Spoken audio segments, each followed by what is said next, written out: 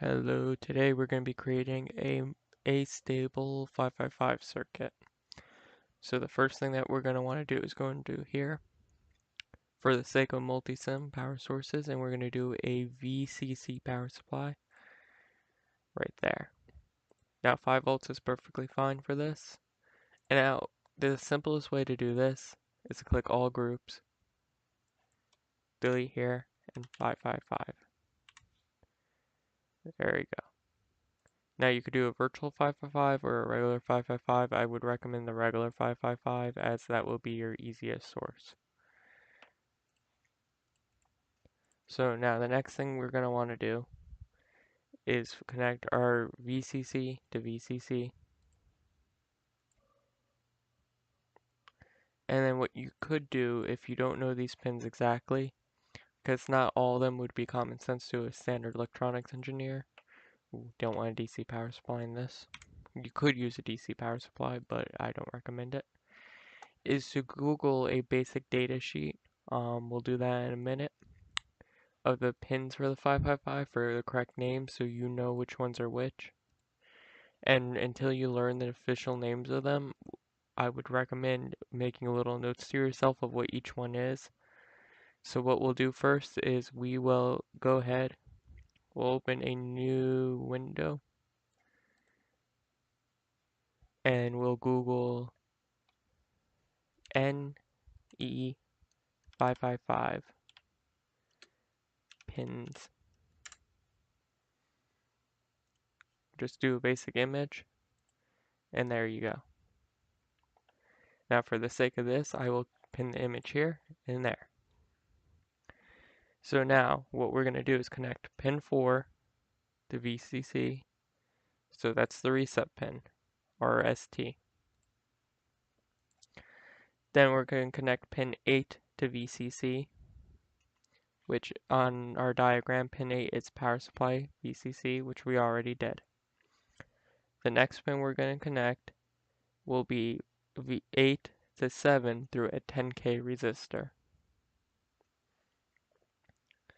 So we will go into basic, we'll click resistor, and we need a 10K.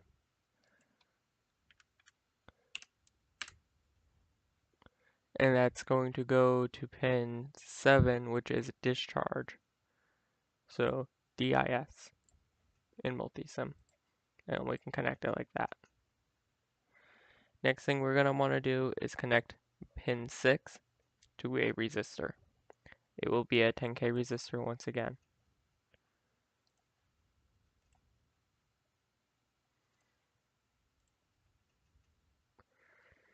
So pin 6 is threshold, so THR on our diagram.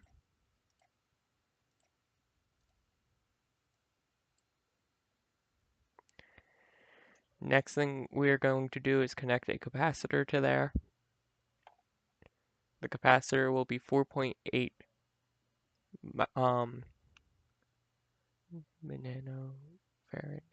micro. It would be 4.8 microfarads. So basic, we'll do capacitor, and then we'll do 4.8. Forgot the point. Now that won't be a standard value. You can substitute that with your own standard value if you would like. So that would get connected to pin 6 to ground. Next thing we'll want to do is connect pin 2 to ground. Pin 2 to 6. So 2 is trigger, and we need to connect it to threshold. So trigger, there. Next thing we'll need is ground. Well, we need a capacitor on pin 5. Pin 5 is control voltage. So right here. And that can just be going to ground, and you can use the same type of capacitor for that.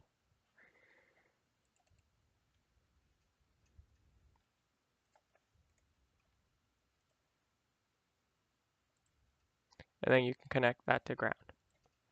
Now, if we did everything right, which I'm hoping we did, we should be able to go under here grab a probe. We will use a red probe. Connect it to there and click play. I wonder what we did wrong. We didn't get any errors, so that will be our first step. The probe voltage might be too low, so we'll change the probe voltage to 5 volts and try again. Nothing. Okay.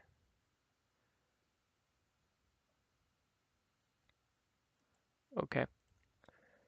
So we got a message from here.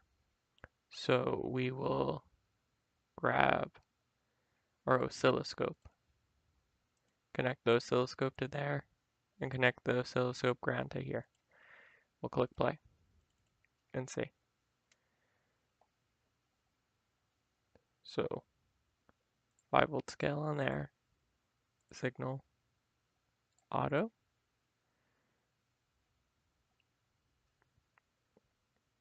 Okay, so we're getting nothing from there that we can see. So we can start troubleshooting from here. So maybe here is wrong. So we can pause the simulation. You always have to pause your simulation. And we'll try control straight to ground. Did that fix anything? No. What else could we do?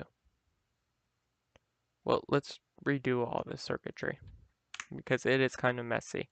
And that's one of the big things with multisim you have to remember is when your circuits look messy and you have a hard time figuring things out, your best bet is to delete everything and try again. Also, we'll try a virtual 555 too in case that might have been our issue.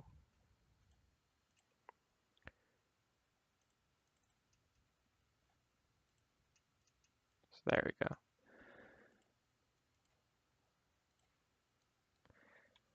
As we go throughout our tutorials, we will be making more complex circuits. The 555 is kind of the baseline easiest.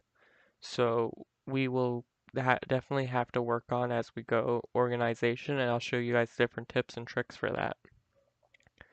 So the first thing we're going to want to do is connect pin 4, which we go back to here. Pin 4 is reset to 5 volts. Next thing we're going to do is connect pin 8, which is power supply, which we already did. Next we're going to want to do is connect pin 8 to pin 7 through a 10K resistor. We'll rotate the 10K resistor for this sake, like that, and connect it to here, and then connect that to pin 7, which is discharge, right? Now somewhere along the way we lost the 10K, so we'll copy and paste a new one down. Just as simple as that. Now this one will connect into this resistor, and then from here we will go to pin 6. Pin 6 is threshold.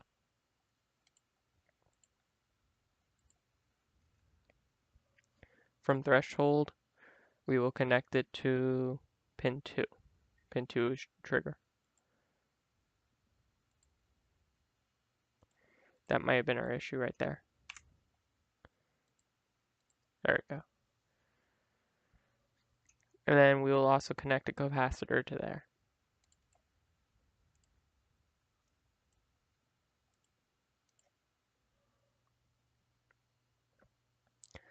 Then one needs ground. Grab our ground. And then 5 says we need a capacitor in my diagram that I'm currently using. So we'll try it without one first, and then we'll try one with it.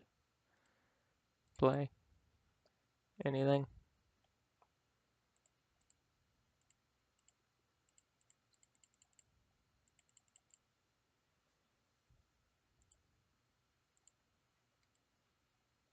I'm not getting anything on the oscope.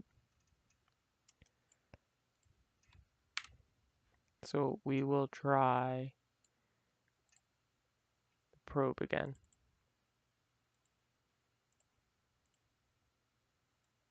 Nothing. So as you can see, this circuit is debunked. So we will try making a whole different one. So what you can do is go into Google, type in basic NE555.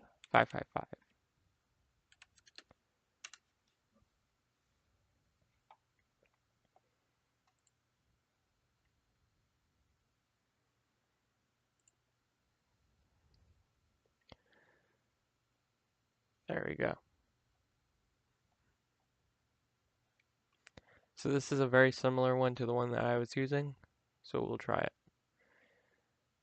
We'll go here. We'll grab our VCC source.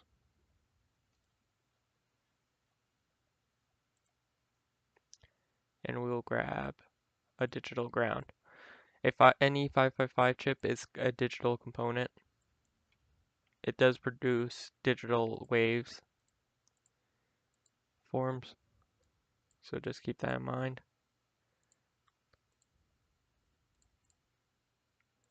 There we go. We'll try the regular 555 first. So we'll connect that to VCC, that to ground. Next we'll do pin 1 to ground. Pin 1 is, oh boy, computer doing weird stuff. Pin 1 is already connected. Pin 2 needs to go to straight to ground. Yeah, it goes straight to ground. So pin 2 is trigger. So 2 to ground.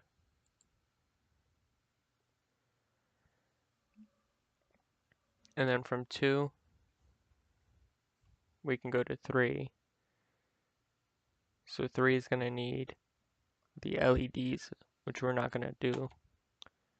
So they're going to go to two 1Ks. Actually, we'll do the LEDs for the sake of simplicity. So we will go to diodes for those. We will go to light emitting diodes. We will grab a standard light emitting diodes. We'll grab 2 red ones.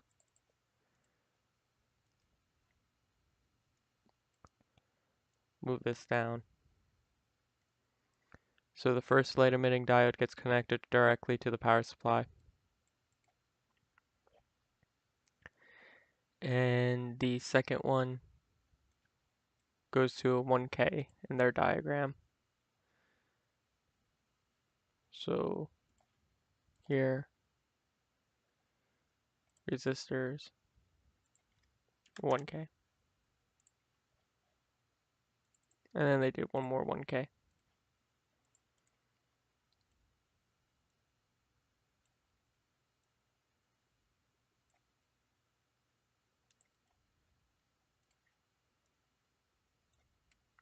And then they connected it to ground. Next thing they did was connect that to 3, but I have to move things down a little bit. There we go. So 3 on our diagram is output. So we have to stretch our output all the way to here.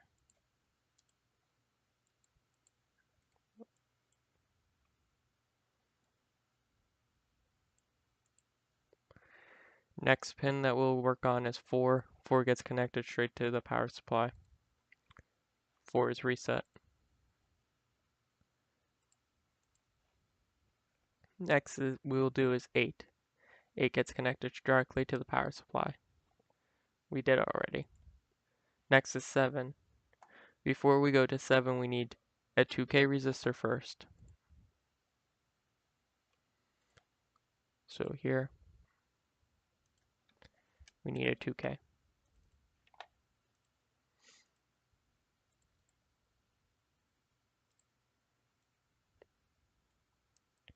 The 2K needs to go to 7 discharge.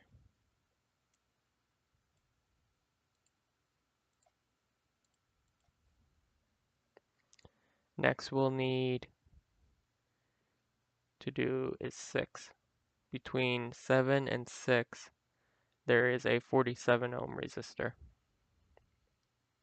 or 47K.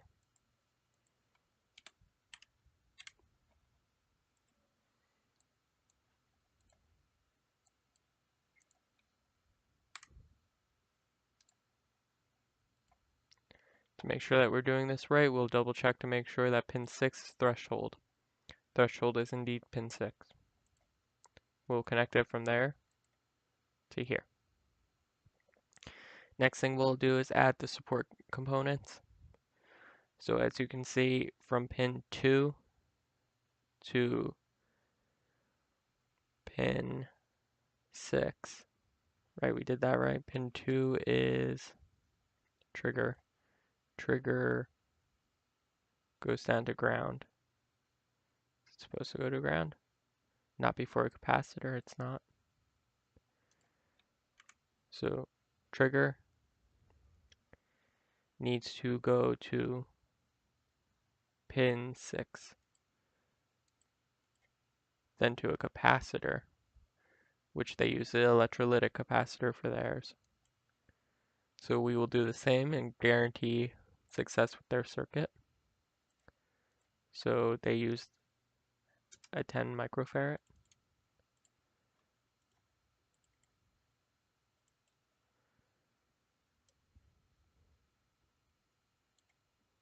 And then they connected it to ground. Then they had in the circuit on the 5-volt rail, oh, they're using 12 volts for theirs. We'll up ours then to guarantee success. We will add another capacitor. They use another electrolytic.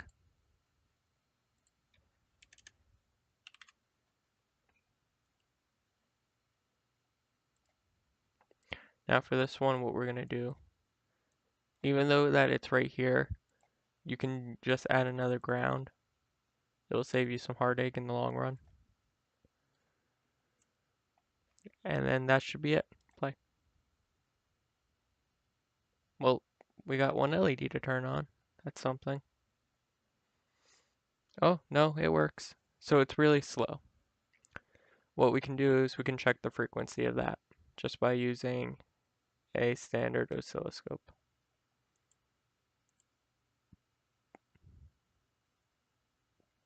We will connect the oscilloscope from, how do I want to do this? Well, we'll connect the oscilloscope to here, and then we'll connect it to here, and click play.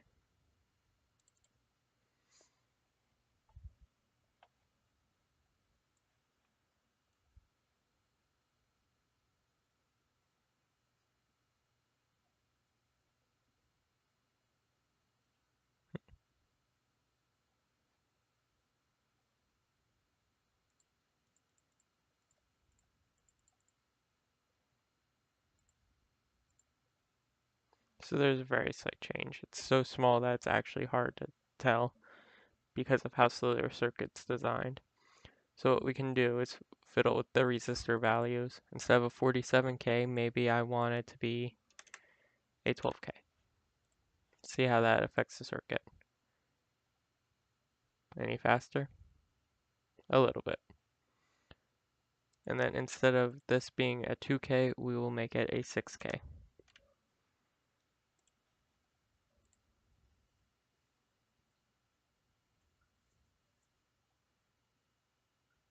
A little bit faster.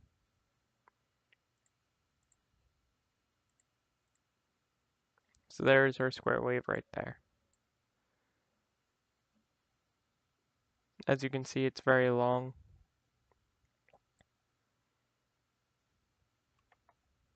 The current time is 450 milliseconds. So it's very slow still. We could lower this some more. Could put it down to 10.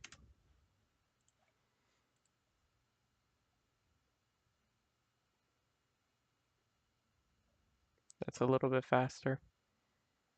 See, the main thing with the 555, it's a very simple circuit, but it can be tweaked a lot, and you can get variable square wave outputs from it. And a lot of this is just tinkering with it. you can change the capacitance value, so that would help you some too. Maybe instead of a 10, a 5.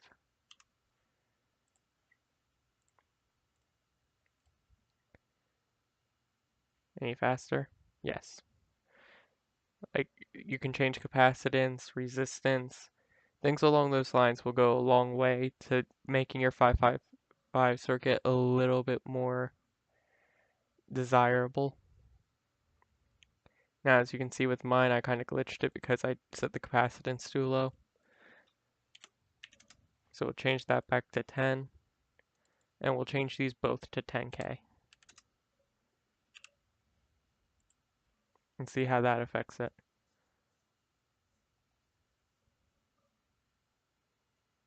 A little bit faster. I wonder what's the lowest value we could put down.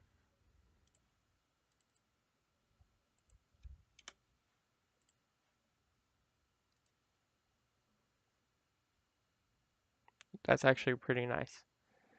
So the circuit that this consists of is running pretty fast actually.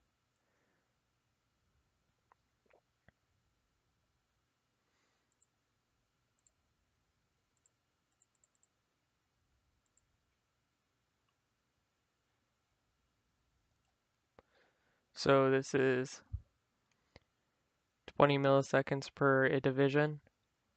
So 0, 20, 40, 50. So 50 milliseconds per a change, which isn't very long at all. So that's considerably faster than what the original was. So every half a second it changes. So yes, that's the 555 circuit. I know this is a longer video, but it did involve some failures and some educational moments. I hope you enjoyed, and then until the next one, have a great day.